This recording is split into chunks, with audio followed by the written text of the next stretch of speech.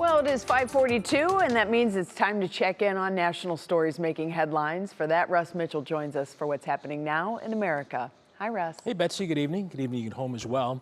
Two members of Congress have now officially resigned just moments before the House was set to hold an expulsion vote. Democratic Congressman Eric Swalwell and Republican Tony Gonzalez were both facing misconduct probes. The two were involved in separate sexual scandals.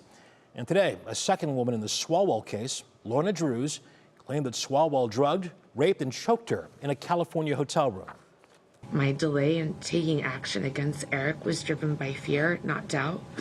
Fear of his political power, his background as an attorney, and his family law enforcement ties. In a statement yesterday, Swalwell said he had made mistakes in the past, but called accusations of sexual assault false. President Trump is facing increased criticism for an AI-generated image he posted, then deleted, depicting him as Christ. The president posted the image shortly after criticizing Pope Leo XIV for speaking against the war in Iran. The president claimed it was depicting him as a doctor or Red Cross worker. Here's what two Republicans, including House Speaker Mike Johnson, said about that today.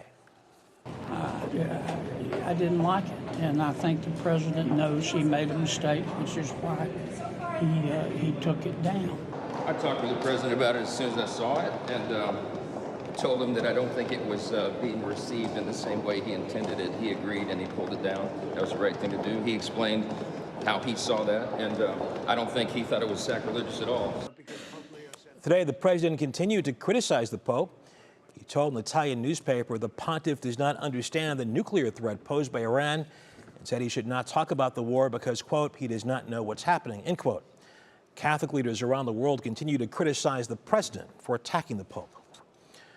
A federal appeals court has ordered a lower court judge to end a contempt inquiry against the Trump administration over deportation flights.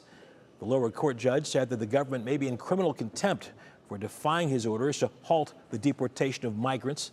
Attorneys for the migrants say they may appeal. And Jessica McClure Morales, who gained national attention as Baby Jessica back in the 1980s when she became stuck in a well, is now facing charges after a domestic incident. The 40-year-old is now charged with assault after police in Midland, Texas responded to her home Saturday night.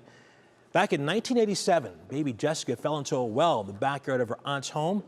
Rescuers spent 58 hours working to free her, capturing attention across the world.